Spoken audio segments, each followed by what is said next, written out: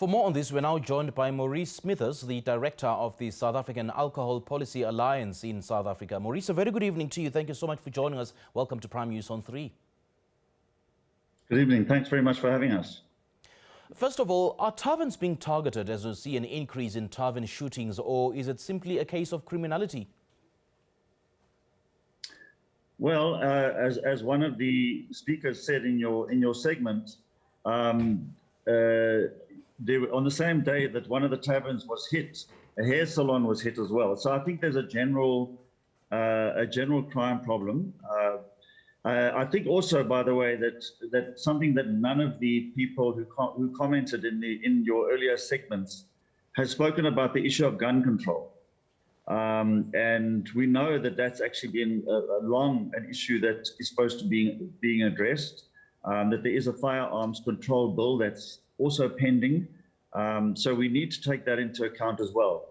How is it that people have got AK-47s? How is it that people have got pistols that they have so freely accessible to be able to use in these kinds of incidents? But, you know, it's very hard to know whether taverns in particular are being hit, and nobody has any idea why these things have happened. Were they hits? Was there an incident in one of the taverns, perhaps, where people got into a fight with each other and some left, came back with guns? We don't know.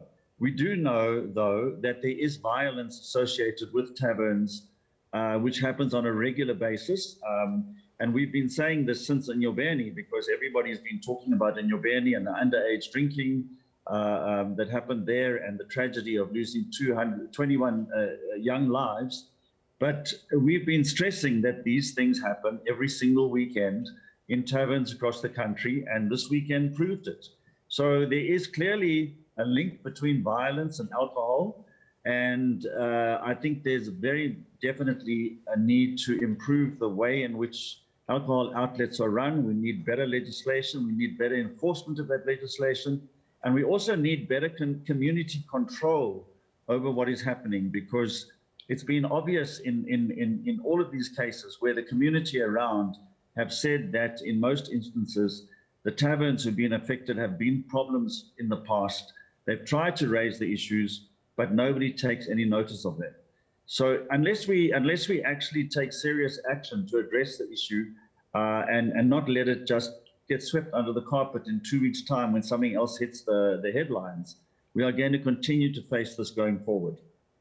You've raised so many pertinent points, Mr. Smith. I mean, I quite like the fact that you've introduced the point of the link between alcohol and gun violence, and whether, you know, guns are a problem here. There's been a raging debate in some quarters that alcohol is the problem, while some others argue that alcohol is not the problem, but it's the people who consume alcohol that is the problem. It's the people who illegally use guns that is the problem. So how can your organization help in this particular instance? Where does it come in? Well, where we come in, and I'm glad you asked that question, because we've actually sent a letter to the president asking for an urgent meeting between civil society organizations and the president and cabinet, because we believe that the way in which we can intervene is to impress upon government the urgent need to introduce more effective legislation that, in both instances, in terms of guns, you know, which one of our alliance partner organizations, Gun Free South Africa, is pushing for, but also in terms of alcohol. Because if we don't actually have legislation in place, there's nothing to stop the liquor industry doing what they're doing. There's nothing to stop people who are in taverns from doing, you know, the consumers doing what they're doing. And the president made a really good point earlier in the week when he said we need to do for alcohol what was done for tobacco. And what the tobacco legislation in 1999 did was it actually shifted the balance of power between those who smoke and those who don't smoke.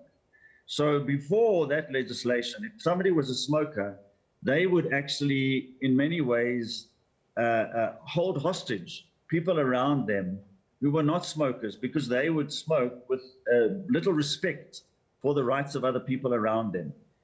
Since 1999, that has completely changed. And that's what we need around alcohol. Nobody is saying people shouldn't drink alcohol if they choose to do so. Nobody is saying people shouldn't socialize at a tavern or a nightclub or a restaurant and drink alcohol.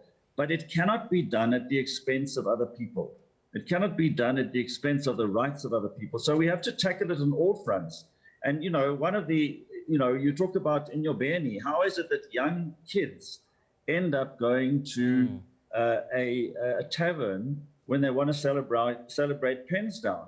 Well, I'll tell you one of the ways, because on Sunday, yesterday, I was watching television on ETV, and I happened to see there was a children's program, on a Sunday afternoon, a children's movie, Jumanji, and every second ad break, but for this particular movie aimed at children, had an alcohol advert.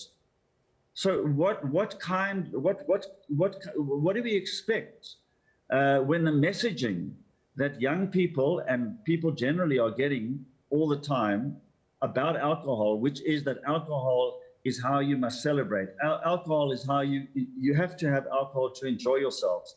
If we don't change that normalization of alcohol, the glamorization of alcohol, and if we don't limit the number of outlets, reduce operating hours, increase the price of alcohol, alcohol is far too cheap in this country.